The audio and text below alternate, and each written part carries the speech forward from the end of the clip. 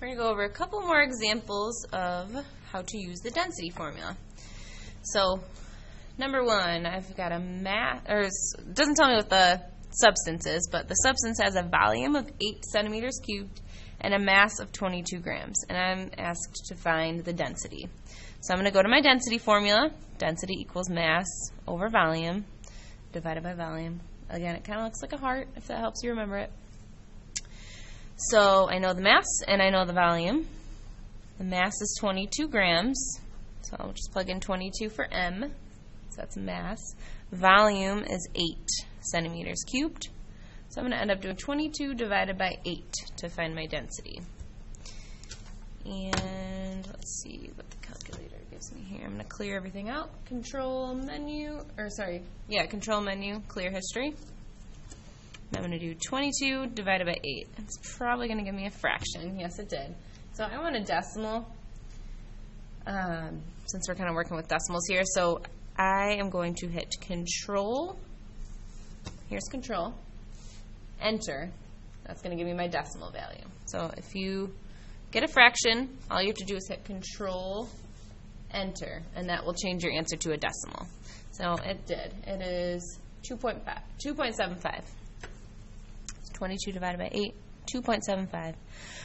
Our units for density are grams per centimeter cubed. So there's our answer. And if we were asked if this would sink or float in water, this would definitely sink because it has a density greater than 1. So we could say this would sink in water. It doesn't ask for it, but just so you know. Okay, number 2. I'm asked to find the density again. I'm given a volume of 2.6 centimeters cubed, and my mass is 14 grams, and I want to find the density, which is mass divided by volume. So that's going to be 14 divided by 2.6. Type it in on the calculator. I get about 5.38 for my density. And that's, again, grams per centimeter cubed. That's for finding density. Again, this would actually definitely sink in water. 5 is definitely bigger than 1. If we got a decimal smaller than 1, we would say it would float in water. Okay, next example. We're given the density and the volume, and we're asked to find the mass.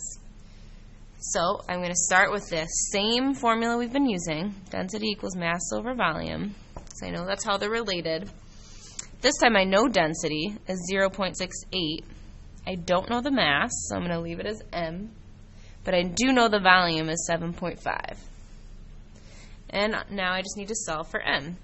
So to get M by itself, right now it's being divided by 7.5. To undo division, we multiply by 7.5. That's gone. So 7.5 times 0.68 gives me 5.1 for my mass. So mass is 5.1 grams is always our unit for mass when we're working with the metric system. Okay, lastly, one more mass example. We're going to solve it the same way we just did. Density equals mass over volume. You need to memorize that formula, so hopefully you're remembering it. Density, D, is 1.34.